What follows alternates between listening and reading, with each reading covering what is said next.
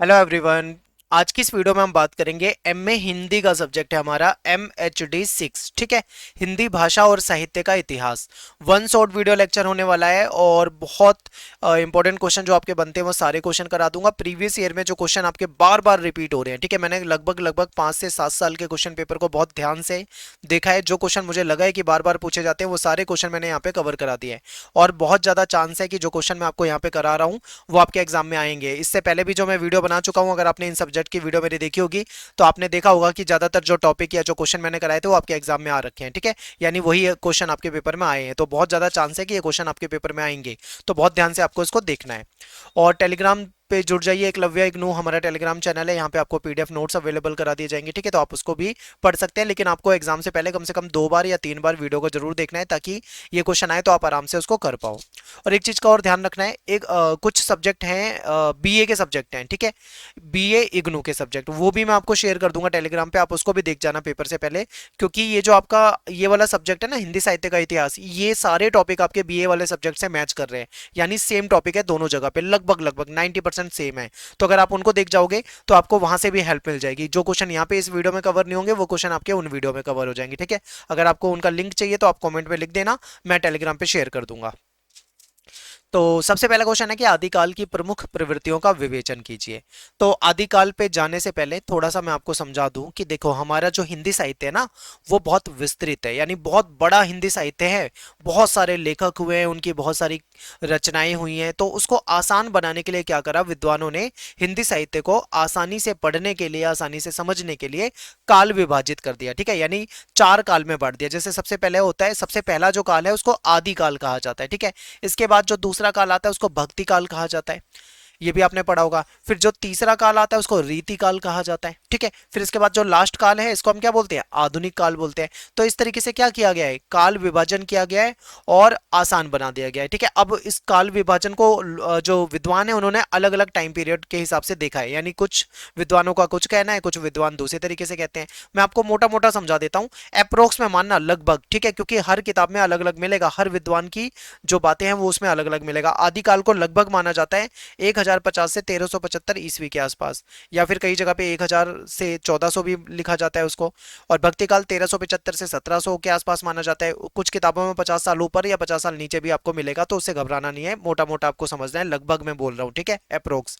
फिर रीतिकाल 1700 से 1900 के आसपास का टाइम माना जाता है। और फिर 1900 के बाद से लेके आज तक का जो भी समय आ रहा है इसको हम आधुनिक काल में मानते हैं। ठीक है, अब अलग अलग किताबों में इसको अलग अलग टाइम से दिखाया जाता है, कहीं पे 100 साल ऊपर, कहीं पे 50 साल ऊपर, कहीं पे 100 साल नीचे या 50 साल नीचे, इस तरीके से मिल सकता है। तो आपको ये नहीं बोलना कि आपने ये बताया था, क्योंकि वो विद्वानों ने अलग अलग तरीके से बताया हुआ है उसको। ठीक है, अब समझते हैं हम सबसे पहले कौन सा क्वेश्चन है, आदिकाल का है। ठीक है, यानी सबसे पहला काल है, इसको पढ़ते हैं। तो देखिए, हिंदी साहित्य का जो प्रथम काल है इसको आदिकाल कहा जाता है।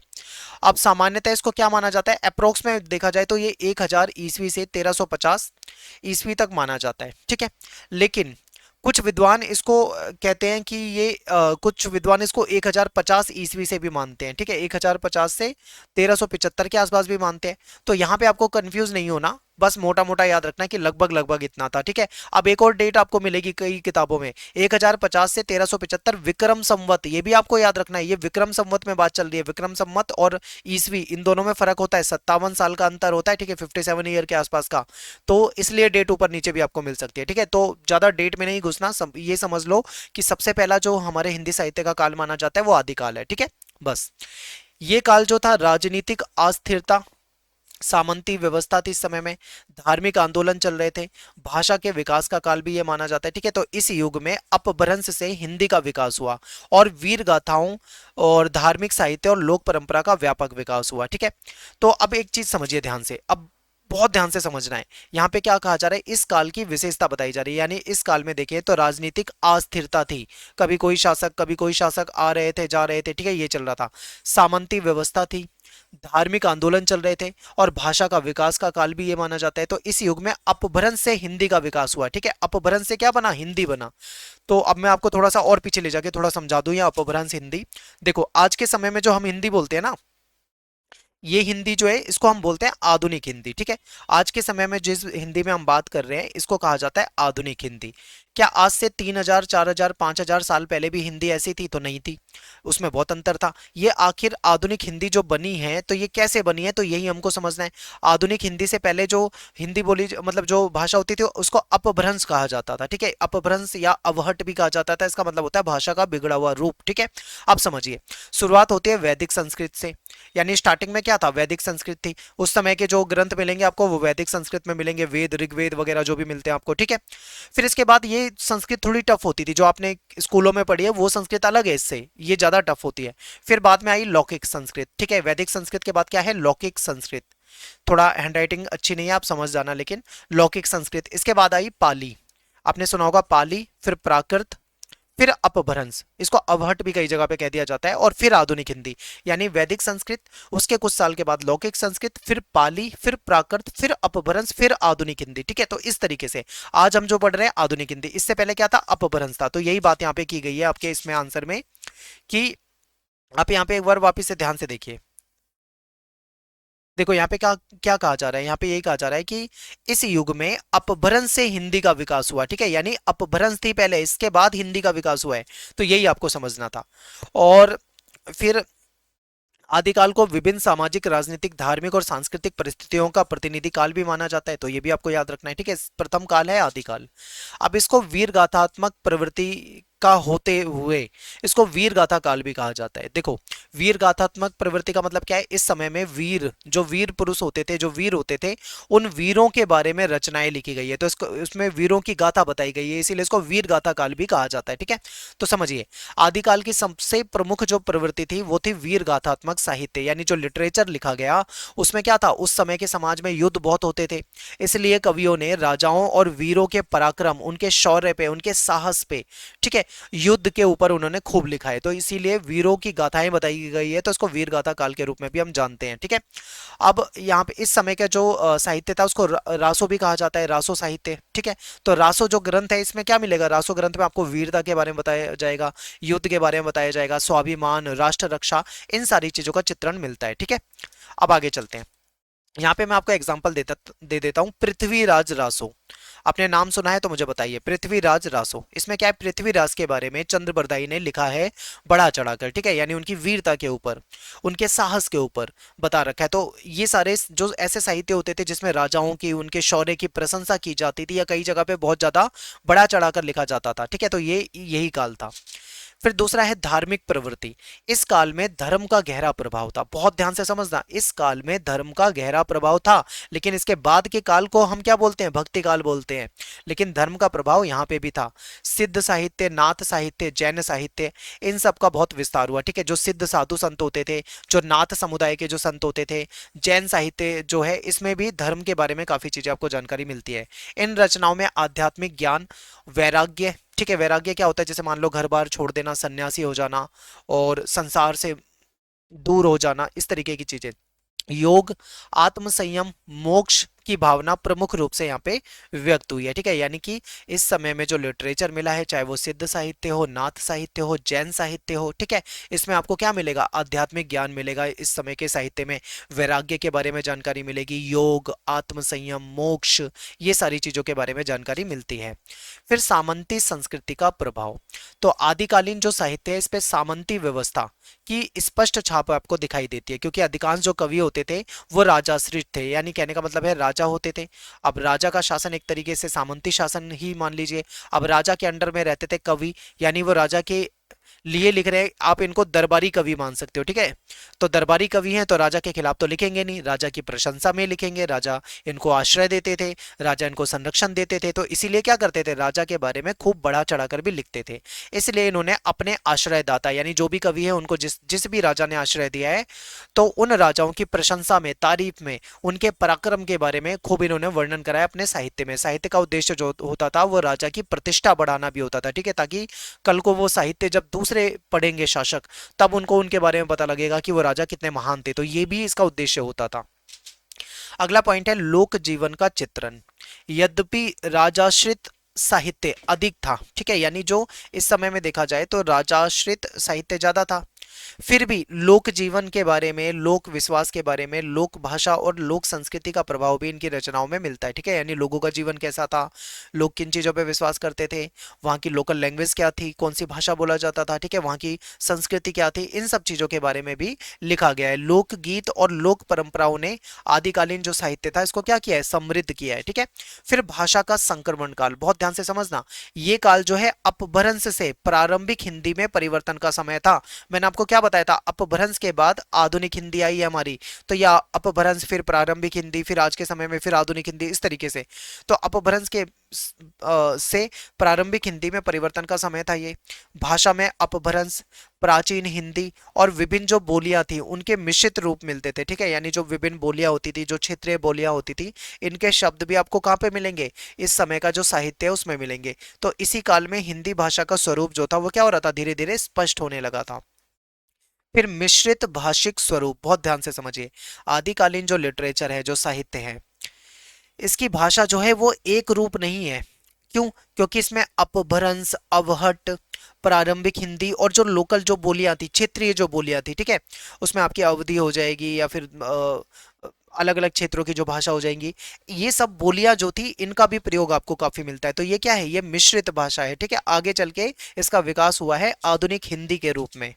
हमारी जो आधुनिक हिंदी है ना, इसमें बहुत सारी जो लोक बोलियां हैं, जो अलग अलग क्षेत्रों की बोलियां थी उसके भी शब्द होते हैं। ठीक है, जो आज के समय में हम बोलते हैं।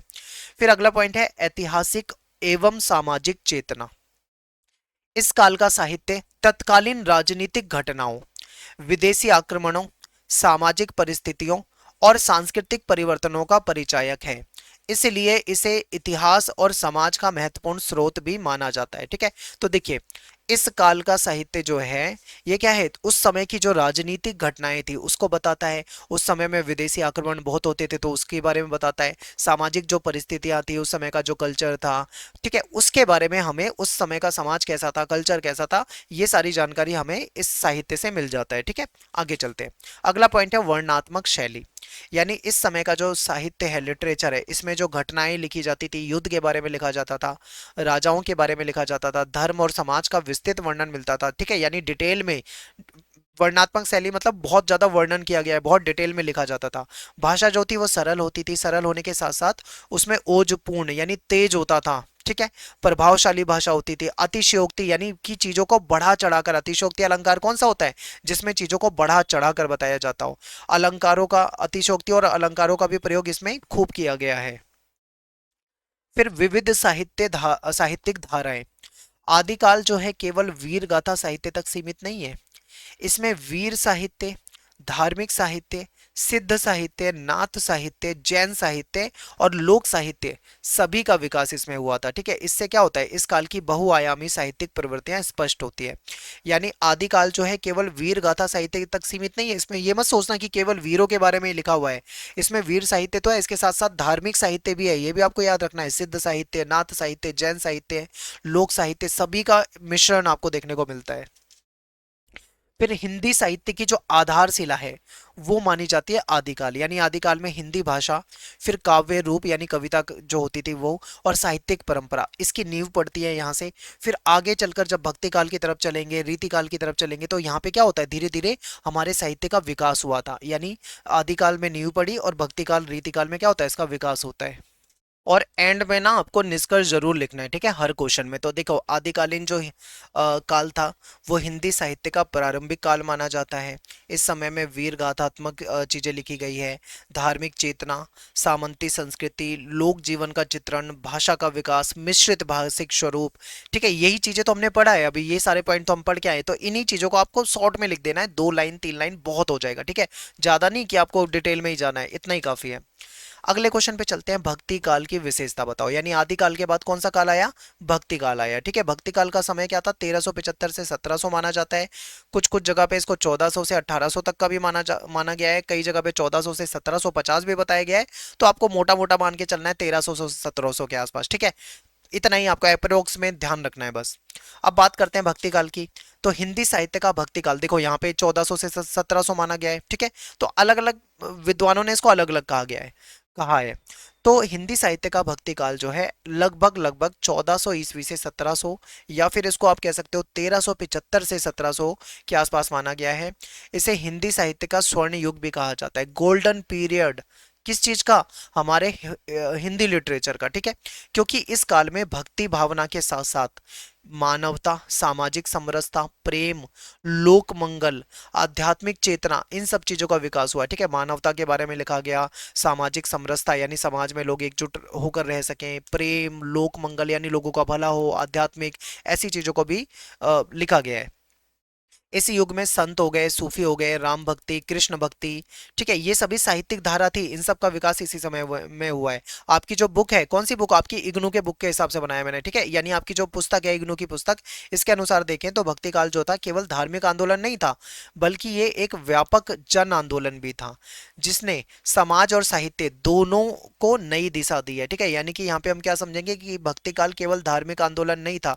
अक्सर क्या होता है, मतलब जब भी भक्ति काल की बात होती है तो सब सोचते हैं धार्मिक आंदोलन, धर्म की रचनाएं, बस इतना ही समझते हैं। ये नहीं, बल्कि ये व्यापक जन आंदोलन भी था, जिसने समाज और साहित्य दोनों को एक नई दिशा दी। इसको मैं आगे पॉइंट पे समझाऊंगा तो आपको और अच्छे से समझ में आएगा, ठीक है। अब बात करते हैं फर्स्ट पॉइंट की। पहला पॉइंट है भक्ति भावना की प्रधानता। तो भक्ति काल की जो सबसे प्रमुख विशेषता थी वो थी ईश्वर के प्रति अटूट श्रद्धा और भक्ति। यानी इस समय में ईश्वर के प्रति अटूट श्रद्धा रखी गई और उस भक्ति के बारे में ज्यादा लिखा गया। कवि जो थे इन्होंने भक्ति को जीवन का सर्वोच्च साधन माना, यानी भक्ति जो है वो जीवन का सबसे महत्वपूर्ण साधन है। और ईश्वर की प्राप्ति के लिए हमको क्या करना पड़ेगा? प्रेम रखना पड़ेगा, ईश्वर से प्रेम, ईश्वर के प्रति समर्पण, ईश्वर के प्रति आस्था, ठीक है। ये मार्ग हमें अपनाना पड़ेगा, तब जाके हम कहीं ना कहीं सही तरीके से भक्ति भाव को प्रकट कर पाएंगे। अगला पॉइंट है लोक मंगल की भावना। इस युग का जो साहित्य है वो केवल व्यक्तिगत मुक्ति तक सीमित नहीं रहा है, बल्कि समाज के कल्याण, मानवता, जनहित की भावना से भी ये प्रेरित रहा है, ठीक है। भक्त कवि जो थे इन्होंने समाज को नैतिक जीवन और सदाचार का संदेश दिया है। यानी कि इस समय के जो राइटर थे, जो लेखक थे, उन्होंने क्या करा? इन्होंने समाज के कल्याण के ऊपर, मानवता के ऊपर और जनहित की भावना से प्रेरित होकर इस पे साहित्य लिखा है, ठीक है, लिटरेचर लिखा है। फिर सामाजिक समता और मानवतावाद। यानी भक्ति काल के जो कवि थे इन्होंने जाति पाति यानी जात पात, ऊंच नीच, छुआछूत, धार्मिक भेदभाव का खूब विरोध करा। उन्होंने कहा कि सभी मनुष्य जो है समान है, ईश्वर ने सबको बनाया है, ठीक है। सभी मनुष्य ईश्वर की रचना है, किसी के साथ जाति के आधार पे, अमीरी गरीबी के आधार पे या फिर ऊंच नीच के आधार पे कभी भी भेदभाव नहीं करना चाहिए, ठीक है। मानव सेवा को ईश्वर सेवा के समान ही महत्व दिया गया है। नेक्स्ट पॉइंट है निर्गुण और सगुण भक्ति का विकास। तो भक्ति काल जो था इसमें दो प्रमुख भक्ति की धाराएं थी, निर्गुण भक्ति और दूसरी सगुण भक्ति। अब निर्गुण भक्ति सगुण भक्ति क्या होता है ये आपने छोटी क्लासों में भी पढ़ा होगा। निर्गुण भक्ति जो होती है इसमें जो लोग होते हैं वो क्या मानते हैं? वो मानते हैं कि ईश्वर जो होते हैं ना, ईश्वर को निराकार माना जाता है यहाँ पे, यानी ईश्वर जो है वो निराकार है। इसके अंतर्गत ज्ञानाश्रयी और प्रेमाश्रयी शाखाओं का विकास हुआ है, ठीक है। यानी कि बहुत ध्यान से समझना, भक्ति काल जो है इसमें दो प्रमुख भक्ति धारा है, निर्गुण और सगुण। निर्गुण वाले जो लोग हैं वो मानते हैं कि ईश्वर निराकार होता है, ईश्वर का कोई रंग नहीं है, कोई रूप नहीं है, ईश्वर निराकार है, ठीक है। उसका कोई लिंग भी नहीं है, यानी हम उसको स्त्री या पुरुष में भी नहीं देख सकते, ईश्वर ईश्वर है और ईश्वर हर जगह होता है। इसके अंतर्गत फिर इसको दो कैटेगरी में बांट देंगे, ज्ञानाश्रयी और प्रेमाश्रयी शाखा। फिर दूसरा है सगुण भक्ति। इसमें ईश्वर को साकार रूप में पूजा जाता है, साकार मतलब ईश्वर का एक रंग रूप होता है, ठीक है। इसके अंतर्गत राम भक्ति और कृष्ण भक्ति शाखाएं हो जाती है। अब साकार रूप में पूजने का मतलब है, जैसे मान लीजिए आप मंदिर जाते हो, मंदिर में आप क्या देखते हो? भगवान जी की मूर्ति होती है, ठीक है, देवियों की मूर्ति होती है, ईश्वर की मूर्ति होती है। जैसे हम हनुमान जी के मंदिर जाते हैं तो वहां पे हनुमान जी की मूर्ति होती है, ठीक है। आप शिव मंदिर में जाते हो तो भगवान शिव की मूर्ति होती है, यानी मूर्त रूप में देख रहे हैं, यानी भगवान का कोई रंग है, कोई रूप है, कोई आकार है, ठीक है। तो ये जो है इसको सगुण भक्ति कहा जाता है। लेकिन जिस तरफ ईश्वर का कोई रंग रूप ना हो, कोई आकार ना हो, उसको निर्गुण भक्ति कहा जाता है। तो ये हमें समझना था। अब सरल एवं लोक भाषा का प्रयोग। भक्त कवियों ने संस्कृत जैसी कठिन भाषा का प्रयोग नहीं करा। क्यों? क्योंकि देखो, भक्त कवि जो थे वो समझते थे कि अगर हमें अपनी भक्ति वाले जो विचार हैं, जो साहित्य, अगर उसको जन जन तक पहुंचाना है तो हमें सरल भाषा यानी आम लोगों की भाषा का प्रयोग करना पड़ेगा। तो इसलिए इन्होंने क्या करा, जन साधारण की भाषा यानी जो आम लोगों की भाषा थी उसमें साहित्य लिखा है, ठीक है। अवधी भाषा में, ब्रज भाषा में, सधुक्कड़ी या फिर अन्य जो लोक भाषा थी उसके माध्यम से साहित्य को आम जनता तक पहुंचाया है। फिर इसमें गुरु का बहुत महत्व होता है, याद रखना। भक्ति परंपरा में गुरु का महत्व बहुत है, तो भक्ति काल में गुरु को ईश्वर से भी श्रेष्ठ माना है, यानी गुरु जो होता है वो ईश्वर से भी श्रेष्ठ है। गुरु को ज्ञान, भक्ति और मोक्ष प्राप्ति का मार्गदर्शक माना गया है, और उनकी महिमा का अनेक रचनाओं में वर्णन मिलता है। ठीक है, यानी गुरु की महिमा जो है उसमें अनेक, गुरु की महिमा को क्या माना गया है, इसको बहुत महत्वपूर्ण माना गया है। इसके बाद है प्रेम और समर्पण की भावना, यानी इस युग के साहित्य में ईश्वर के प्रति प्रेम, ठीक है, ईश्वर के प्रति प्रेम, आत्मसमर्पण, दया भाव रखना, करुणा, त्याग की भावना रखना, ये सबसे महत्वपूर्ण माना गया है। और विशेषकर जो कृष्ण भक्ति साहित्य है इसमें प्रेम का अत्यंत मार्मिक चित्रण है। फिर धार्मिक आडंबरों का विरोध, यानी जो बाहरी कर्म कांड है, अंधविश्वास है, जो पाखंड है, जो रूढ़िवादिता है, इसका ये लोग विरोध करते हैं। इन्होंने कहा है सच्ची भक्ति जो होती है मन की पवित्रता से होती है, सदाचार और प्रेम से जोड़ा है। ठीक है, अब मैं आपको एग्जांपल देता हूँ। जैसे मान लो कई बार क्या होता है, धार्मिक स्नान करते हैं, तो धार्मिक स्नान को ये बाहरी कर्म कांड मानते हैं, ये इसको सही नहीं मानते। जैसे मान लो कोई व्यक्ति है वो बहुत पापी है, बहुत गलत है, लोगों के साथ गलत करता है, लोगों का दिल दुखाता है, ठीक है, और बाद में जाके गंगा में नहा लेता है, तो क्या उसके पाप धुल जाएंगे? नहीं धुलेंगे। ठीक है, तो ये इसको धार्मिक आडंबर माना है इन्होंने। इन्होंने कहा है कि अगर हमें चाहे धार्मिक स्नान करना हो, चाहे पूजा पाठ करनी हो, कुछ भी करना हो, सच्चे मन से, हमें कभी किसी का दिल नहीं दुखाना, किसी से झूठ नहीं बोलना, किसी को नुकसान नहीं पहुंचाना। ठीक है, हम अपने मन की पवित्रता से ही भक्ति कर सकते हैं। अगला पॉइंट है काव्य रूपों की विविधता। भक्ति काल में दोहा, भक्ति काल जो थे इसमें क्या था, अलग अलग मतलब रूपों में लिखा गया है काव्य को। आप देखोगे दोहे लिखे गए हैं, पद लिखे गए हैं, साखी हो गए, शबद, चौपाई, सोरठा, ये सब क्या है, ये काव्य के अलग अलग रूप हैं। इन अलग अलग रूपों में ही इन्होंने लिखा है, जिसकी वजह से हिंदी साहित्य जो था और ज्यादा समृद्ध हो गया। ठीक है, और जनता के बीच में बहुत ज्यादा लोकप्रिय भी हो गया। फिर साहित्य और समाज का घनिष्ठ संबंध, तो भक्तिकालीन जो साहित्य है तत्कालीन समाज, यानी उस समय के समाज की जो समस्या थी और उस समय में जो धार्मिक परिस्थिति थी और जो जनजीवन था उससे गहराई से जुड़ा हुआ है। ठीक है, इसलिए साहित्य केवल धार्मिक ना होकर सामाजिक परिवर्तन का भी माध्यम बना। अब यहाँ पे मैं आपको एक बहुत महत्वपूर्ण बात बताना चाहूंगा। वो महत्वपूर्ण बात क्या है कि चाहे देखो साहित्य चाहे कभी कभी हो, चाहे कभी का मतलब चाहे वो आदिकालीन हो या भक्तिकालीन हो, या वो रीतिकाल का हो या आधुनिक काल का हो, साहित्य हमेशा उस समय के समाज की परिस्थिति के हिसाब से लिखा जाता है। ठीक है, उस समय में जैसा समाज होता है ना वैसे ही साहित्य लिखा जाता है। आज के समय में जैसे फिल्में हैं, फिल्में भी हमारे समाज के हिसाब से बनती हैं, जैसा समाज है वैसे ही फिल्में बनती है। आप आज से 50 साल पुरानी, 50 साल पहले बनी फिल्म को देख लो और आज के समय बनी फिल्म को देख लो, आपको जमीन आसमान का अंतर दिखेगा। क्यों? क्योंकि उस समय का समाज वैसा था, तो वैसा ही समाज आपको वैसी फिल्मों में दिखेगा। आज के समय में समाज अलग है तो वो अलग तरह की फिल्में होती है, अलग तरह का लिटरेचर होता है, तो ये आपको हर जगह देखने को मिलता है। ठीक है, अब आपको लास्ट में निष्कर्ष बताना है, यानी भक्ति काल जो है हिंदी साहित्य का सर्वाधिक समृद्ध और प्रभावशाली युग है, इसीलिए इसको क्या कहा जाता है, इसको हिंदी साहित्य का स्वर्ण युग भी कहा जाता है। ठीक है, ये भी आपको लिखना है। इस समय में भक्ति भावना, लोक मंगल, मानवतावाद, सामाजिक समता, निर्गुण और सगुण भक्ति, सरल लोक भाषा, गुरु महिमा, प्रेम, समर्पण, ये सारी बातें आपको इस समय के साहित्य में देखने को मिलेंगी। ठीक है, अगला क्वेश्चन है कि निर्गुण भक्ति और सगुण भक्ति, इसकी आपको क्या करनी है, तुलना करनी है। ठीक है, निर्गुण भक्ति सगुण भक्ति के बारे में हम क्वेश्चन फर्स्ट में भी आई थिंक कर चुके हैं थोड़ा सा। तो भक्तिकालीन जो हिंदी साहित्य है इसको भक्ति काल जो होता है इसको हिंदी साहित्य का स्वर्ण युग मानते हैं, ये भी हम पढ़ चुके हैं। इस काल में भक्ति की दो प्रमुख धाराएं थी, निर्गुण भक्ति, सगुण भक्ति। निर्गुण भक्ति में ईश्वर को हम निराकार मानते हैं, यानी ईश्वर का कोई आकार नहीं होता, कोई लिंग नहीं होता, कोई रूप नहीं होता, निर्गुण, ठीक है, माना जाता है, उसको अजन्मा माना जाता है, यानी ईश्वर का जन्म नहीं होता किसी से। जबकि सगुण भक्ति जो है इसमें ईश्वर को साकार माना जाता है, यानी उसका एक रूप होता है, गुण युक्त माना जाता है, अवतारी रूप में भी उसको स्वीकार किया जाता है।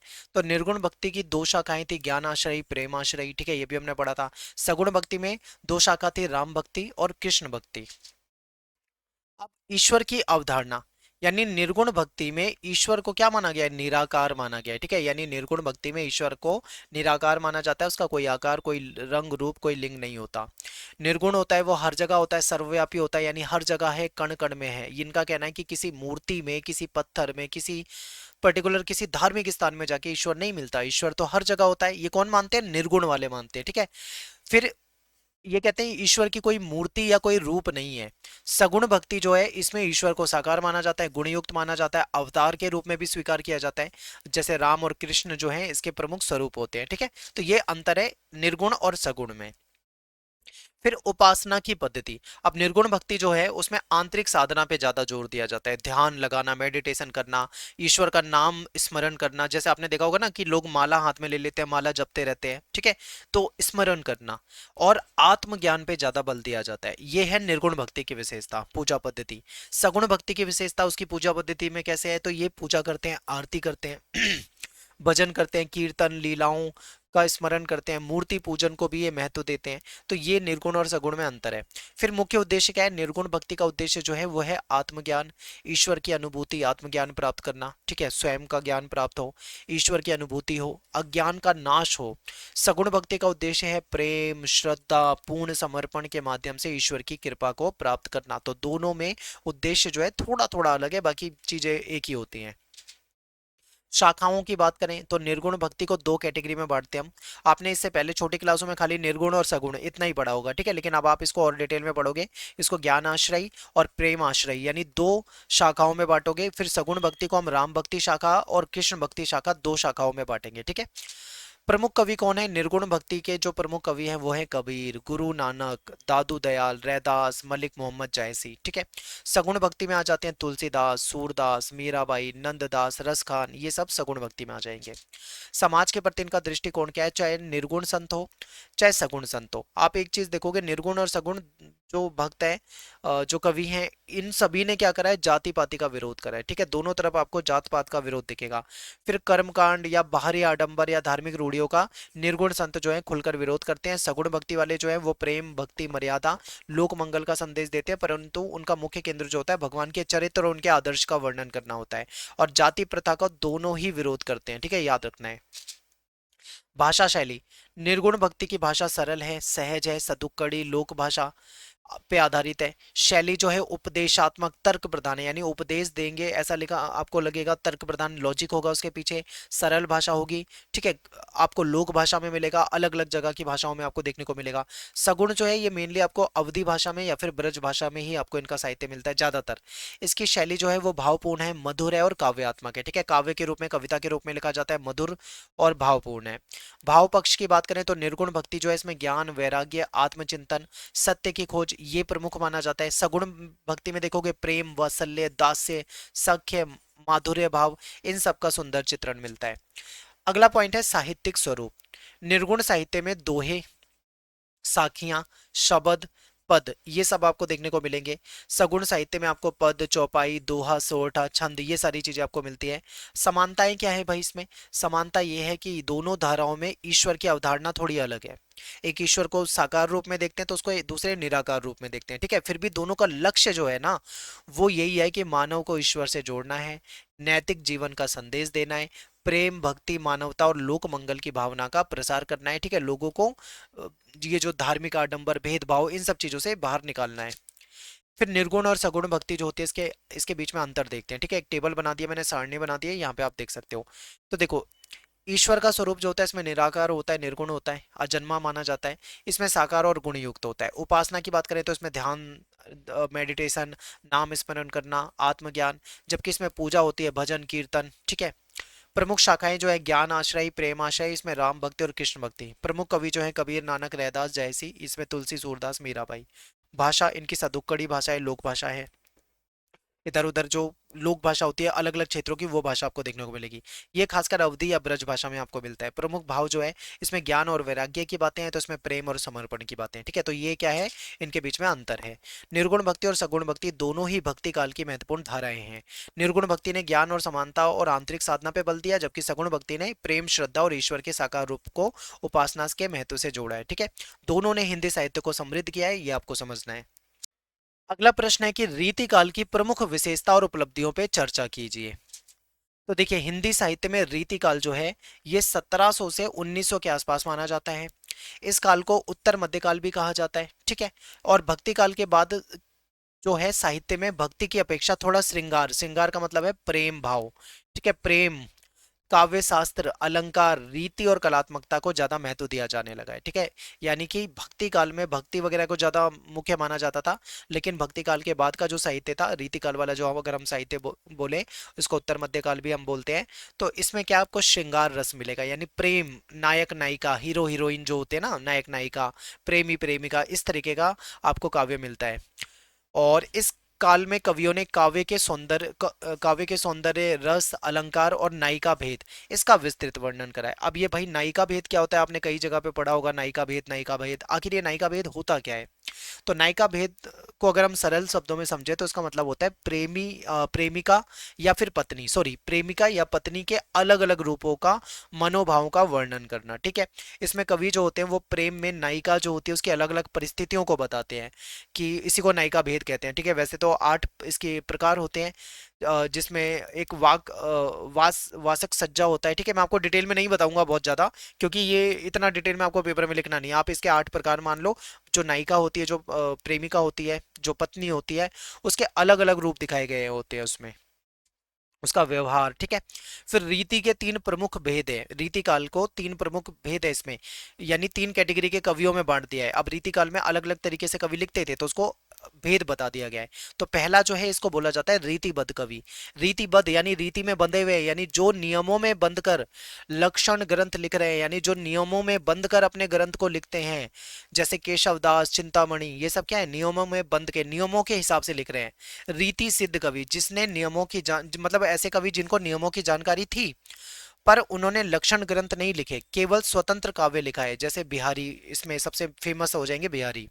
फिर रीति मुक्त कवि, जिन्होंने दरबारी मर्यादा को तोड़कर स्वच्छंद प्रेम लिखा है। ठीक है, जिन्होंने कोई रीति वगैरह, कोई नियमों में बंध के नहीं, बिल्कुल खुलकर लिखा है, जैसे घनानंद, बोधा और आलम, ये हो जाएंगे। ठीक है, तो ये हो जाएगा रीतिबद्ध, रीति सिद्ध और रीति मुक्त कवि। ठीक है, अब यहाँ पे हमने समझ लिया। अब एक चीज और मैं आपको समझा दूं, यहाँ पे ना कई जगह पे आपने एक शब्द देखा होगा, लक्षण ग्रंथ। आखिर इसका क्या मतलब होता है, आप यहाँ पे भी देखोगे लक्षण ग्रंथ। लक्षण ग्रंथ क्या होता है, इसको समझते हैं फिर आगे चलेंगे। लक्षण ग्रंथ जो होता है, इसका मतलब होता है जो ग्रंथ कविता लिखने के नियम और काव्य शास्त्र समझाते हैं, उन्हें लक्षण ग्रंथ कहते हैं। यानी ऐसे ग्रंथ जो क्या समझाएं, ऐसे ग्रंथ जो हमको ये समझाएं कि कविता लिखने के क्या नियम होते हैं, काव्य शास्त्र के बारे में जो बताएं, उसको लक्षण ग्रंथ कहते हैं। ठीक है, तो ये समझिए। आगे चलते हैं। अब श्रृंगार रस की प्रधानता, यानी जो रीति काल के जो लिटरेचर मिला है उसमें श्रृंगार रस की प्रधानता है। श्रृंगार रस यानी कि प्रेम, आपको इसको प्रेम, लव, अफेक्शन, ठीक है, इस तरीके से देख सकते हो। तो रीति काल की सबसे प्रमुख विशेषता जो थी वो श्रृंगार रस की प्रधानता है। ज्यादातर जो कवि थे इन्होंने संयोग और वियोग दोनों रूपों में प्रेम और सौंदर्य का अत्यंत आकर्षण चित्रण किया है। ठीक है, नायक नायिका, एक तरफ नायक है जो प्रेमी है, दूसरी तरफ नायिका है जो कि क्या है, प्रेमिका है। अब यहाँ पे बहुत ध्यान से आपको समझना है। ठीक है, नायक नायिका इनके बारे में लिखा हुआ है। अब इसमें संयोग और वियोग दोनों दिखाए गए हैं। संयोग यानी जब वो मिलते हैं, ठीक है, आपस में एक दूसरे के साथ होते हैं। वियोग यानी जब वो एक दूसरे से बिछड़ते हैं। तो संयोग की खुशी, वियोग का दुख, ये सब आपको यहाँ पे मिलता है। फिर नायक नायिका के प्रेम के बारे में, उनके सौंदर्य, भावों का विस्तृत वर्णन आपको यहाँ पे देखने को मिलता है। नेक्स्ट है रीति और काव्य शास्त्र का महत्व। इस युग में काव्य रचना के नियम, यानी इस युग में जो काव्य रचना थी उसमें नियमों का, रस का, अलंकार का, गुणों का, रीति, छंद, इस पर ज्यादा बल दिया जाता था। अनेक कवि जो थे इन्होंने लक्षण ग्रंथ लिखकर काव्य शास्त्र को व्यवस्थित रूप प्रदान किया। लक्षण ग्रंथ क्या, यानी ऐसा ग्रंथ जिसमें कविता लिखने के रूल्स बताए गए हों, कविता लिखने का तरीका बताया गया हो, जिसे काव्य शास्त्र भी कहते हैं, इन्होंने ये भी लिखा है।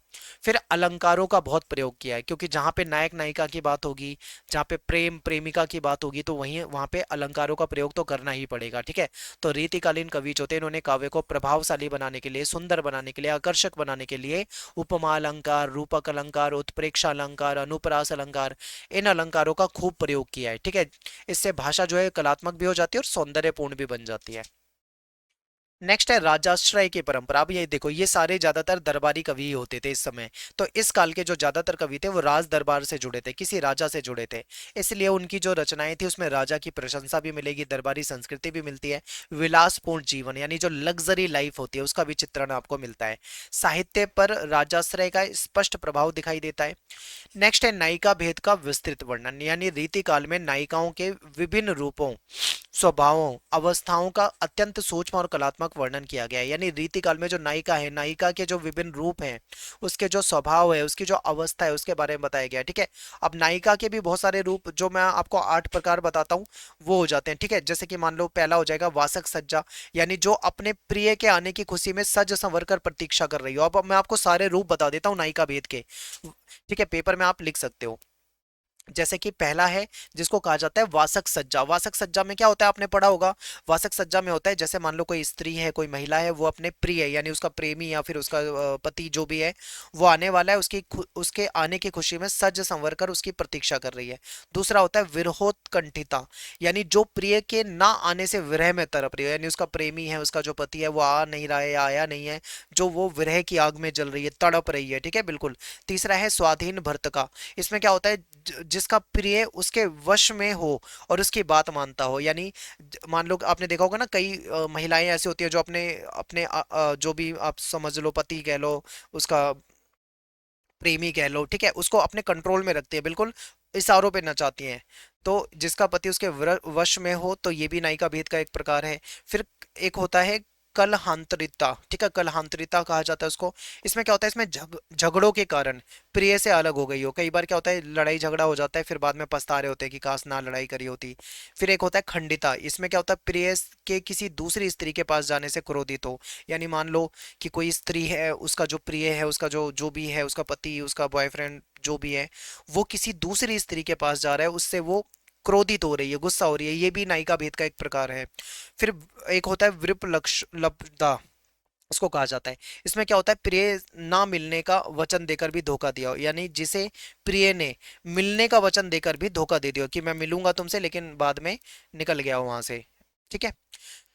फिर एक होता है प्रेषित भर्त का कहा जाता है, जिसमें प्रिय किसी कारण से दूर देश में चला गया हो।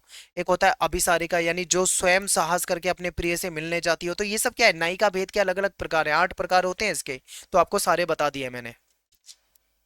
ब्रज भाषा का उत्कर्ष, यानी रीतिकालीन साहित्य का प्रमुख जो भाषा है वो है ब्रज भाषा। काव्य जो है आपको ज्यादातर इसी में मिलता है। तो इसकी मधुरता, कोमलता, काव्यात्मकता के कारण ब्रज भाषा जो है इस युग की सर्वाधिक लोकप्रिय साहित्यिक भाषा बन गई है। नेक्स्ट है मुक्तव काव्य की प्रधानता। मुक्तव काव्य क्या होता है, यानी ऐसा मान लो जैसे 4 लाइन की कविता है।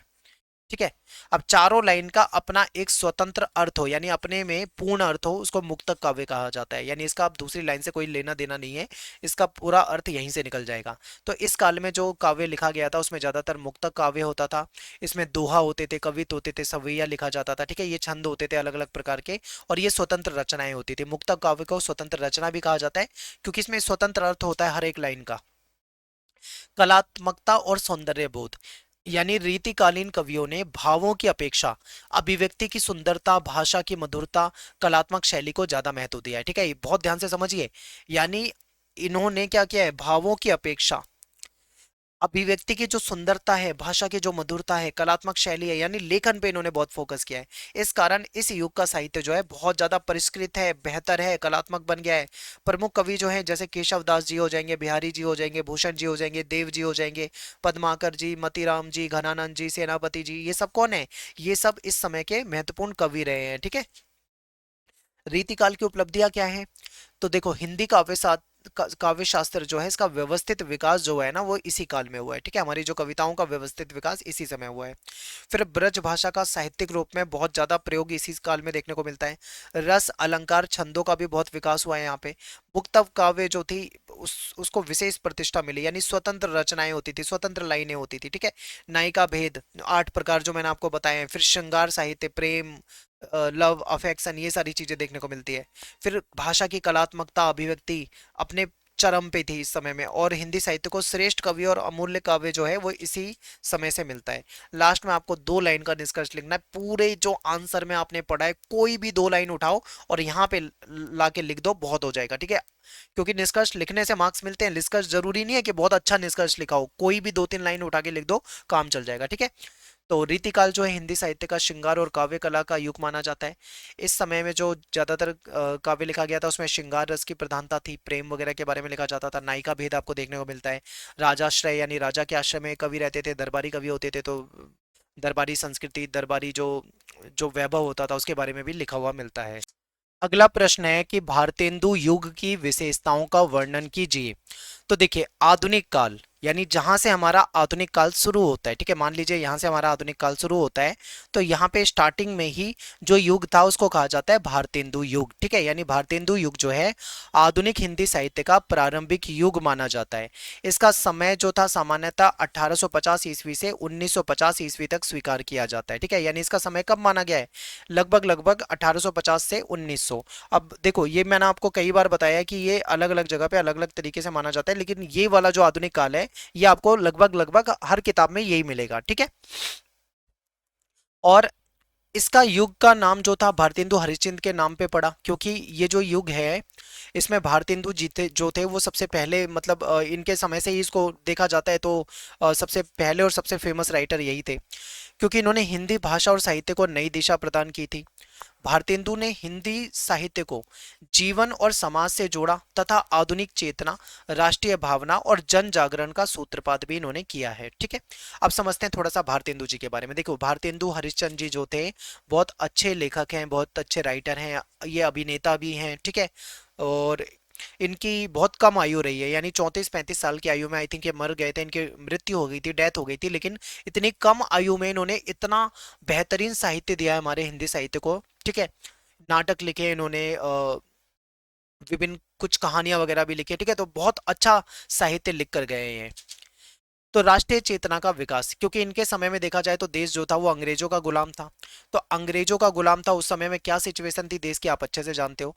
तो समझिए, देखो, भारतेंदु युग की सबसे प्रमुख विशेषता क्या थी, राष्ट्रीय चेतना का विकास, यानी उस समय लोगों को बहुत ज्यादा प्रताड़ित किया जाता था अंग्रेजों के द्वारा, तो इनके साहित्य ने लोगों को जागरूक करना, यानी लोगों में राष्ट्रीय चेतना, अपने देश के प्रति प्रेम जगाने, ठीक है, देश के प्रति चेतना यानी जागरूक करने का काम किया था इनके साहित्य ने। इस समय अंग्रेजी शासन के कारण देश में स्वतंत्रता, स्वदेशी और राष्ट्रीय एकता की भावना जागृत हुई। इस समय क्या हुआ, अंग्रेजी शासन था, इस कारण देश में स्वतंत्रता, स्वदेशी और राष्ट्रीय एकता की भावना जागृत हुई थी। तो साहित्यकार ने देश प्रेम और जन जागरण को अपनी रचनाओं का विषय बनाया। तो इस समय में लोग क्या थे, लोग चाहते थे भाई कि हम अंग्रेजों से आज़ाद हो जाएं, क्योंकि अंग्रेजों की गुलामी कोई भी नहीं चाहता था। स्वदेशी चीज़ों को अपनाना चाहते थे, राष्ट्रीय एकता की भावना भी जागृत करी जा रही थी। तो इस समय में जो साहित्यकार थे, लिटरेचर लिखने वाले थे, वो देश प्रेम और जन जागरण के लिए अपनी रचनाएं लिखा करते थे। अगला पॉइंट है सामाजिक सुधार की भावना। इस युग के साहित्य में समाज सुधार पर विशेष बल दिया गया, यानी बाल विवाह इसको गलत माना गया, दहेज प्रथा को गलत माना गया, अशिक्षा, ठीक है, लोगों को शिक्षित किया जाए, अंधविश्वास, जाति पाति का जो भेदभाव था, स्त्री का जो शोषण होता था, ये जो सामाजिक बुराइयां थी इसका विरोध किया गया, समाज को नई दिशा देने के लिए प्रयास किया गया, और लिटरेचर ऐसा लिखा गया जिसमें इन सब चीजों का क्या होता था, विरोध होता था, ठीक है। अगला पॉइंट है आधुनिक चेतना का उदय। भारतेंदु युग में आधुनिक विचारधारा का विकास हुआ है, विज्ञान, तर्क, शिक्षा, प्रगति, नवीन जीवन दृष्टि को महत्व दिया गया है, साहित्य में यथार्थ जीवन की समस्याओं को स्थान मिला है। तो देखिए, भारतेंदु युग में अगर हम देखें तो आधुनिक विचारधारा का विकास हुआ, साइंस, ठीक है, और तर्क यानी लॉजिक, शिक्षा, एजुकेशन, प्रगति, ठीक है, डेवलपमेंट, और नवीन जीवन दृष्टि, इन सब चीजों का क्या हुआ, महत्व दिया गया है। साहित्य में यथार्थ जीवन की समस्या, यानी लोगों की जो सच्ची समस्या थी, जो सच में वो लोग झेल झेल रहे थे, उन समस्याओं के बारे में लिखा गया। फिर गद्य साहित्य का विकास भी हुआ है, यानी देखो, साहित्य की जो विधा होती है, गद्य, गद्य में क्या होता है, गद्य में होता है नाटक, निबंध, उपन्यास, कहानी, जीवनी, ठीक है, यात्रा वृतांत, ये सब होता है गद्य में। तो इस युग में हिंदी का जो गद्य है इसका अभूतपूर्व विकास हुआ, और नाटक, निबंध, उपन्यास, पत्रकारिता, यात्रा वृतांत, जीवनी, आलोचना, ये सब क्या है, ये नई गद्य विधाएं जो थी इनका विकास हुआ। पत्रकारिता का उत्कर्ष, यानी भारतेंदु हरिश्चंद्र ने हिंदी पत्रकारिता को नई दिशा दी, विभिन्न पत्र पत्रिकाओं के माध्यम से साहित्य, समाज और राष्ट्र से जुड़े विषय का प्रचार प्रसार करते थे। और एक चीज और है, अब इससे पहले वाले सब्जेक्ट में शायद मैंने इनको आपको पढ़ाया था इनके बारे में, ठीक है, ये व्यंग वाले नाटक भी लिखते थे, व्यंग्यात्मक भी लिखते थे, ठीक है। अंधेर नगरी, चौपट राजा वाली जो आई थिंक मैंने पढ़ाया था इससे पहले वाली वीडियो में, वो भी तो इनके द्वारा ही लिखी गई थी नाटक। फिर खड़ी बोली हिंदी का विकास। इस युग में हिंदी जो थी, हिंदी की खड़ी बोली का साहित्यिक भाषा के रूप में प्रतिष्ठा मिलने लगी। भाषा क्या थी, सरल हो गई थी, सहज हो गई थी, प्रभावशाली और जन सामान्य के अनुकूल बनाई गई थी। और नाटक, और रंगमंच का विकास। भारतेंदु युग में हिंदी का नाटक महत्वपूर्ण नाटक का जो महत्वपूर्ण विकास जो हुआ था वो इसी समय में हुआ था, क्योंकि बहुत सारे नाटक लिखे गए थे। सामाजिक, ऐतिहासिक और राष्ट्रीय विषयों पे बहुत सारे नाटक लिखे गए, जिसको रंगमंच पे क्या किया जाता था, जनता के सामने प्रस्तुत किया जाता था। यथार्थवाद की प्रवृत्ति। इस काल के साहित्य में काल्पनिक विषय की अपेक्षा जो वास्तविक जीवन के विषय हैं, वास्तविक जीवन की जो समस्या है, गरीबी, शोषण, सामाजिक असमानता, राजनीतिक परिस्थिति, जाति पाति का भेदभाव, इन सब चीजों का सुंदर और यथार्थ चित्रण किया गया है। भाषा और शैली की विशेषता। भाषा जो थी सरल, सहज थी, स्पष्ट थी, प्रभावपूर्ण थी। संस्कृत, हिंदी और लोक भाषा के शब्दों का एक बैलेंस के रूप में प्रयोग किया गया है, ठीक है, जिससे कि आसानी से जनता उसको समझ पाए। फिर प्रमुख साहित्यकार और योगदान। तो इस युग में जो प्रमुख साहित्यकार थे उसमें भारतेंदु हरिश्चंद्र जी का नाम आता है, फिर बालकृष्ण भट्ट का नाम आता है, प्रताप नारायण मिश्र का नाम आएगा, बद्री नारायण बद्री नारायण जो चौधरी हैं, जिनको प्रेमगन भी कहा जाता है, ये राधाचरण गोस्वामी, ये सब क्या है, इस समय के महत्वपूर्ण लेखक हैं। भारतीय, अब ये एक चीज है जो आपको पेपर में लिखना है, जिससे आपके अच्छे मार्क्स मिलेंगे, ठीक है, आपको स्टार डाल के अलग से लिखना है। यहाँ पे क्या है, बहुत सारे स्टूडेंट इस चीज को नहीं लिखते हैं। देखो भारतेंदु युग जो था ना, इसमें गद्य के लिए, यानी गद्य में क्या आ जाएगा, गद्य में मैंने आपको बताया था कहानी आ जाएगी, नाटक आ जाएगा, उपन्यास आ जाएगा, ठीक है, आपके जो अ, जीवनी हो जाती है, एकांकी हो जाती है, ये सब इसमें आ जाता है। तो इसमें खड़ी बोली का प्रयोग किया जाता था। लेकिन जब ये पद्य लिखते थे, पद्य का मतलब काव्य यानी कविता, कविता ये ब्रज भाषा में लिखते थे, ठीक है, यानी खड़ी बोली और ब्रज भाषा दोनों का प्रयोग होता है, लेकिन अलग अलग रचनाओं के लिए। अगर कविता लिखनी है तो ब्रज भाषा में होगी, इसके अलावा कुछ और चीज लिखनी है तो वो खड़ी बोली में होगी, ठीक है। तो ये लिखोगे ना तो आपके एक्स्ट्रा आपको अच्छे मार्क्स मिलेंगे, टीचर को लगेगा कि आपको ये बहुत गहराई वाली नॉलेज है जो आपको पता है। निष्कर्ष। भारतेंदु युग आधुनिक हिंदी साहित्य का नव जागरण काल है। यानी आधुनिक हिंदी साहित्य में जो नव जागरण काल है, क्योंकि नई चीजें जो आ रही थी वो इसी काल में हुई। इस काल की प्रमुख विशेषता क्या थी, लोगों को जागरूक किया जा रहा था, राष्ट्रीय चेतना, सामाजिक सुधार, आधुनिक जो विचारधारा था उसको भी अपनाया जा रहा था। गद्य साहित्य का विकास हुआ, पत्रकारिता भी इस समय में बेहतरीन हुई, खड़ी बोली का विकास हुआ, ठीक है, नाटक और रंगमंच का भी विस्तार हो रहा था, और जो एक्चुअल में जो लोगों की समस्या थी, यथार्थ, उसको लिखा गया। अगला क्वेश्चन है, द्विवेदी युग की प्रमुख प्रवृत्तियों के बारे में बताना है, ठीक है। भारतेंदु के बाद द्विवेदी युग भी बहुत महत्वपूर्ण है। तो आधुनिक हिंदी साहित्य का दूसरा महत्वपूर्ण चरण माना जाता है इसको, ठीक है, यानी जैसे मान लो मैं आधुनिक हिंदी साहित्य की बात करता हूँ तो सबसे पहले आएगा भारतेंदु युग, फिर आपका द्विवेदी युग, इस तरीके से आगे बढ़ता है। तो 1900 से 1920 के आसपास का जो समय है इसको माना जाता है द्विवेदी युग के रूप में। इस युग का नाम जो है प्रसिद्ध साहित्यकार और संपादक जो थे आचार्य महावीर प्रसाद द्विवेदी जी, इनके नाम पे ही इसका नाम पड़ गया द्विवेदी युग, ठीक है। इस युग में साहित्य जो था केवल मनोरंजन का साधन ना होकर समाज सुधार, यानी साहित्य के माध्यम से समाज सुधार, राष्ट्रीय चेतना, नैतिकता, जन जागरण का माध्यम बन चुका था। राष्ट्रीय चेतना का विकास, यानी द्विवेदी युग की सबसे प्रमुख प्रवृत्ति थी राष्ट्रीय भावना का विकास करना, क्योंकि देश क्या था, गुलाम था अंग्रेजों का इस समय में भी। तो इस समय में अंग्रेजी शासन के विरुद्ध स्वतंत्रता के प्रति लोगों को जागरूक करना था, चेतना बढ़ानी थी। साहित्यकारों ने ऐसी रचनाएं लिखी जिसमें देशभक्ति हो, स्वदेश प्रेम हो, राष्ट्रीय एकता का संदेश मिले, ठीक है, जनता को जागरूक करने का प्रयास किया गया। अगला है समाज सुधार की प्रवृत्ति। इस युग के साहित्य में समाज सुधार को विशेष महत्व दिया गया है। बाल विवाह, दहेज प्रथा, छुआछूत, जातिगत भेदभाव, स्त्री अशिक्षा और अंधविश्वास जैसे सामाजिक बुराइयों का विरोध इस समय में किया गया। सुधारवादी विचारों का समर्थन किया गया, ठीक है, यानी समाज सुधार की प्रवृत्ति।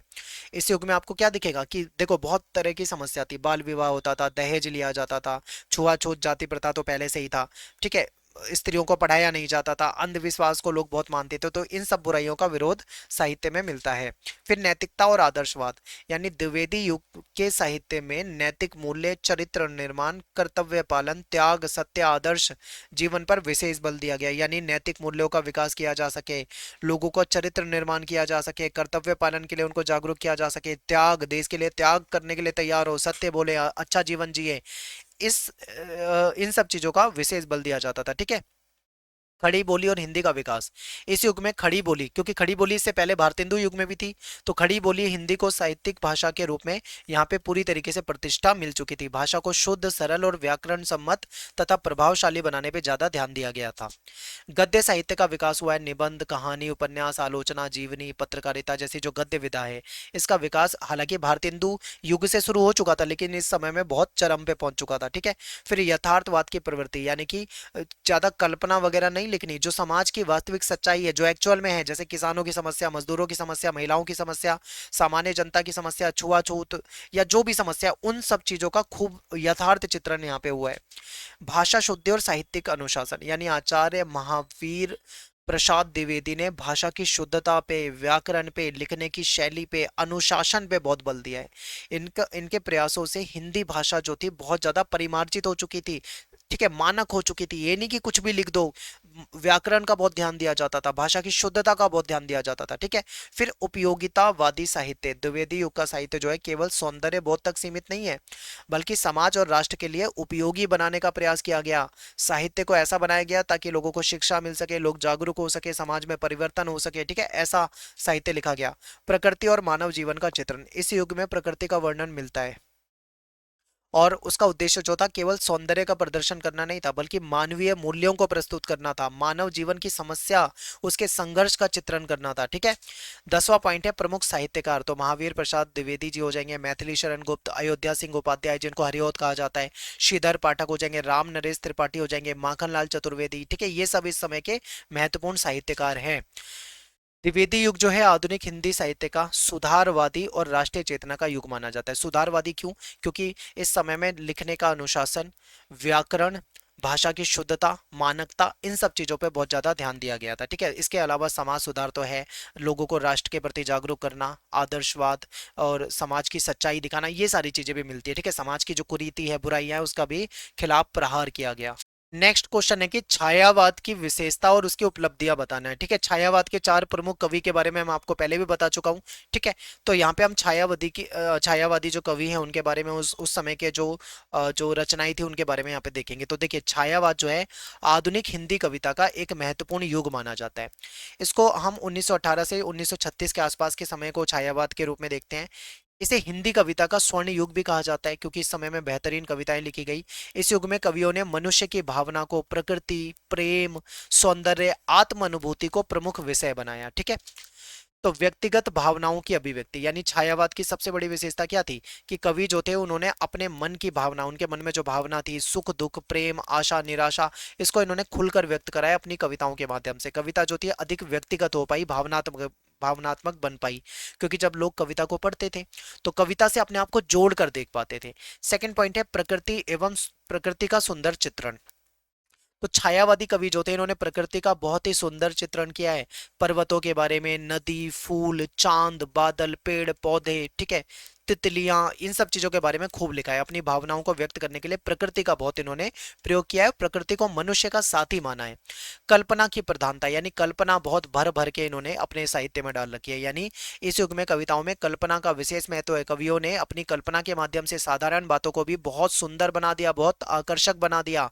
प्रेम और सौंदर्य का चित्रण, छायावादी साहित्य जो था इसमें प्रेम, सौंदर्य, कोमल भावनाओं को बहुत सुंदर वर्णन मिलता है, ठीक है।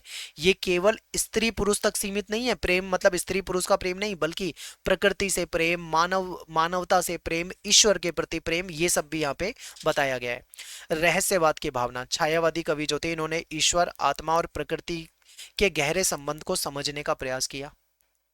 उनकी कविताओं में कई स्थानों पे आपको रहस्यवाद, आध्यात्मिकता का भी भाव दिखाई देगा, ठीक है, मानवतावाद। इस युग के कवि जो थे इन्होंने मानव जीवन, उसकी भावना और उसके सम्मान को बहुत महत्व दिया था। इन्होंने प्रेम, करुणा और मानवता का संदेश दिया है, ठीक है। यानी इस युग के जो कवि थे उन्होंने क्या किया, मानव जीवन के बारे में लिखा, मानव की भावना के बारे में लिखा, उसके सम्मान, इन सब चीजों को बहुत महत्व दिया है। प्रेम, करुणा, मानवता, इसका संदेश हमें मिलता है।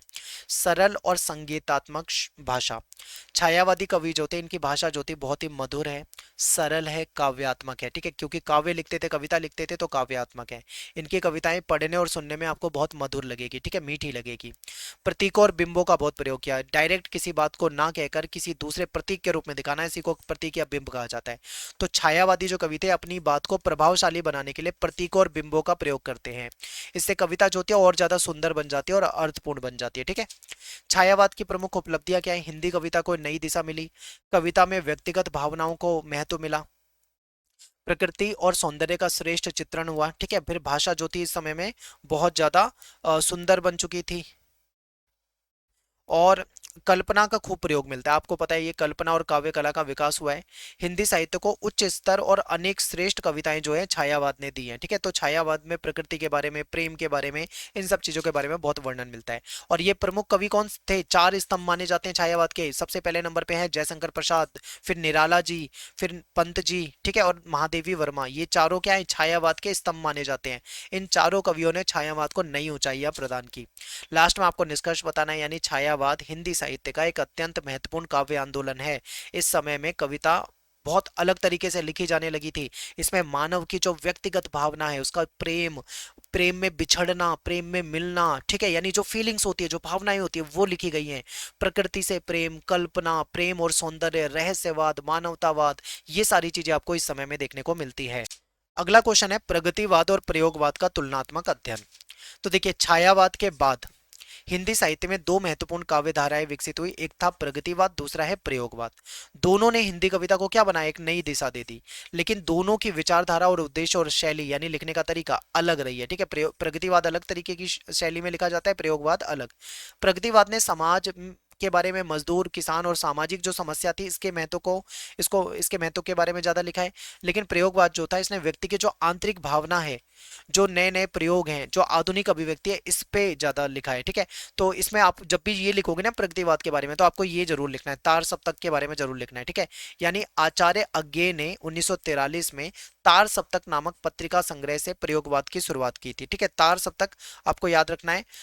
लिख दोगे ना तो आपको थोड़े अच्छे मार्क्स मिलेंगे। लेकिन अगर आप तार सप्तक के मतलब अगर आप इसके वो भी लिख देते हो, जो प्रमुख कवि थे, तो भी अच्छा इंप्रेशन पड़ता है। ठीक है, बाकी आपको इतना भी लिखने से काम चल जाएगा। फिर उद्भव और शुरुआत की बात करते हैं, यानी प्रगतिवाद का विकास जो है 1936 ईस्वी में हुआ।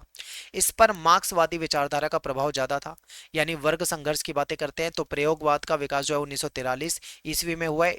इसका उद्देश्य जो था, कविता में नए प्रयोग करना, नई अभिव्यक्ति को स्थान देना था। ठीक है, तो दोनों की विचारधारा में आपको अंतर दिखेगा। मुख्य उद्देश्य क्या था? प्रगतिवाद का उद्देश्य था समाज की जो समस्या है उसको उजागर करना है, इसमें सामाजिक परिवर्तन लेकर आना है। लेकिन जो प्रयोगवाद है, इसका उद्देश्य था कि व्यक्ति की जो आंतरिक अनुभूति, अंदर से जो व्यक्ति महसूस कर रहा है, मानसिक जो संघर्ष है, नए कलात्मक जो रूप है, उसको व्यक्त करना। फिर अगला है विषय वस्तु, यानी प्रगतिवादी कविता ने गरीबी, शोषण, किसान, मजदूर, सामाजिक असमानता और जो संघर्ष है उसका चित्रण मिलता है। यानी प्रगतिवादी कविता में क्या है? गरीबों के बारे में लिखा गया है, उनका जो शोषण होता है उसके बारे में लिखा गया है, किसानों के बारे में, किसानों के जीवन के बारे में, मजदूर, जो समाज में असमानता है उसका चित्रण किया गया है। लेकिन दूसरी तरफ जो प्रयोगवादी है, इन्होंने कविता में क्या है? मनुष्य के जो मन की स्थिति होती है, मन में जो उसके चल रहा होता है, और जो अकेलापन है, जो आधुनिक जीवन की जो समस्याएं हैं, जटिलताएं हैं, इसके बारे में लिखा है। ठीक है, फिर विचारधारा, प्रगतिवाद सामाजिक समानता, न्याय और जनहित पर आधारित है। लेकिन प्रयोगवाद जो है वो किसी एक विचारधारा से बंधा नहीं है, ये स्वतंत्र चिंतन और नई अभिव्यक्ति पे ज्यादा बल देता है। प्रगतिवाद की भाषा जो है सरल है, स्पष्ट है, आसानी से जनता समझ सकती है। प्रयोगवाद की भाषा जो है वो प्रतीकात्मक है, सांकेतिक है, यानी कि इसको समझने में कई बार कठिनाई हो सकती है। सांकेतिक का मतलब क्या होता है? कि कवि जो बात कर रहा है वो संकेत में कर रहा है, डायरेक्ट बता ही नहीं रहा हो, लेकिन उस संकेत को समझने में कई बार लोगों को दिक्कत हो सकती है। ठीक है, लेकिन प्रगतिवाद में बिल्कुल सरल, स्पष्ट होता है। समाज के प्रति दृष्टिकोण, प्रगतिवाद समाज को बदलने और शोषण को समाप्त करने की बात करेगा। लेकिन प्रयोगवाद जो है वो व्यक्ति के मन और उसकी भावनाओं को ज्यादा महत्व देगा। प्रमुख कवि कौन से हैं प्रगतिवाद में? आप नागार्जुन को ले लीजिए, केदारनाथ अग्रवाल, त्रिलोचन, रामधारी सिंह दिनकर आ जाएंगे। प्रयोगवाद में अज्ञे आ जाएंगे, शमशेर बहादुर सिंह आ जाएंगे, धर्मवीर भारती आ जाएंगे। ठीक है, गिरिजा कुमार माथुर जी आ जाएंगे। फिर साहित्य में योगदान, यानी प्रगतिवाद ने हिंदी कविता को समाज से जोड़ा है, आम जनता की समस्या को ये अपने लिटरेचर में लेकर आए हैं। ठीक है, आम जनता की समस्या, किसानों की समस्या, मजदूरों की समस्या पे लिखा है। प्रयोगवाद ने हिंदी कविता में नई भाषा, नए प्रतीक, नए बिंब, नए तरीकों को लाया है। अब इसमें अंतर आप यहाँ पे देख सकते हो, मैं इसको डिस्कस नहीं करूंगा, आप स्क्रीन को रोक कर देख सकते हो। ठीक है, समानताएं क्या है? दोनों आधुनिक हिंदी कविता की महत्वपूर्ण धारा मानी जाती है। छायावाद के बाद हिंदी साहित्य को इन्होंने नई दिशा दी थी। दोनों ने पारंपरिक जो पहले से चल के आ रहा था, काव्य शैली जो पहले से चलता आ रहा था, उससे हटकर नए विषय को अपनाया, नए तरीके से लिखा है। दोनों ने हिंदी कविता को आधुनिक और प्रभावशाली बनाया। ठीक है, तो आप लास्ट में ये निष्कर्ष देख लीजिए, आप इसको पेपर में लिख सकते हो। इसके बाद आपका अगला क्वेश्चन है, नई कविता की प्रमुख विशेषताओं के बारे में बताइए। तो नई कविता जो है आधुनिक हिंदी साहित्य की महत्वपूर्ण काव्य धारा है। इसका विकास लगभग 1950 के बाद हुआ था।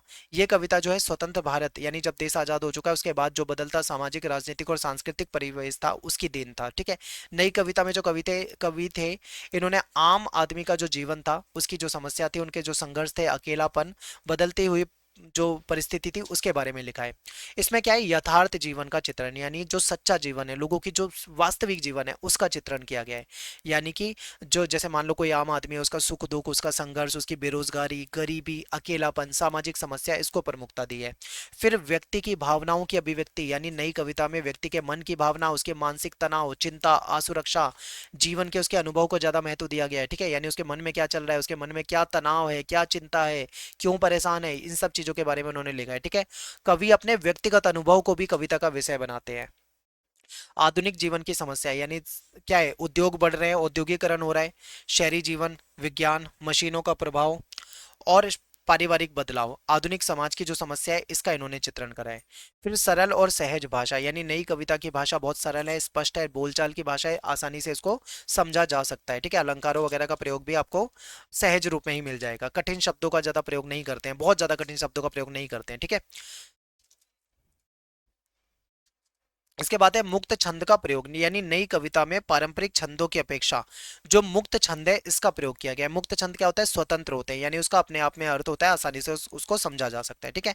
इसमें कवि जो है अपने विचार और अपनी भावनाओं को स्वतंत्र रूप से व्यक्त कर सकते हैं। प्रतीक और बिंबों का प्रयोग यानी डायरेक्ट अपनी बात को ना कहकर प्रतीकों के रूप में, संकेत के रूप में अपनी बातों को कहना, जिससे कि उसका अर्थ गहरा हो जाएगा और प्रभावशाली हो जाएगा। ठीक है।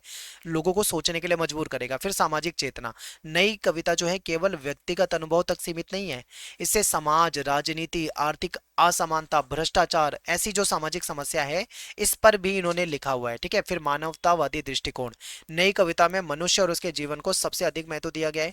मानव की गरिमा, स्वतंत्रता और संवेदनाओं को सम्मान किया गया है। परंपराओं से अधिक नई सोच यानी नई कविता ने पुरानी काव्य परंपरा से हटकर नए विषय, नई भाषा और नई शैली को अपनाया है।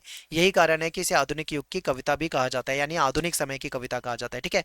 प्रमुख कवि कौन से हैं इसमें आगे हो जाएंगे, शमशेर बहादुर, धर्मवीर भारती, केदारनाथ, रघुवीर सहाय, भवानी प्रसाद मिश्र, ठीक है, सर्वेश्वर दयाल सक्सेना, ये सब आ जाएंगे। तो इससे हिंदी कविता को आधुनिक दृष्टिकोण मिला, जीवन को साहित्य का केंद्र बनाया गया यानी आम आदमी का जो जीवन है उसके बारे में लिखा गया, मुक्त छंद को व्यापक स्वीकृति मिली और भाषा जो है ज्यादा सरल और प्रभावशाली बन गई। ठीक है। तो यहाँ पे नई कविता हमारी खत्म हो जाती है। निष्कर्ष को देख लीजिए, पेपर में लिख देना और यहाँ पे अपना ये लेक्चर खत्म हो जाता है। आई होप आपको समझ में आया होगा। वीडियो को लाइक कर दें, शेयर कर दें, कमेंट कर दें। मिलते हैं आपसे नेक्स्ट वीडियो में, यानी अगर हो सकता है आपका ये लास्ट पेपर हो तो आपसे सेकेंड ईयर में मिलेंगे। ठीक है। इस बार मैंने बहुत जल्दीबाजी में वीडियो बनाई है, लेकिन सेकेंड ईयर में, अगले ईयर में आपको मैं और ज्यादा डिटेल में आसानी से आसान भाषा में समझाऊंगा। तो थैंक्स फॉर वॉचिंग। जय हिंद, जय भारत।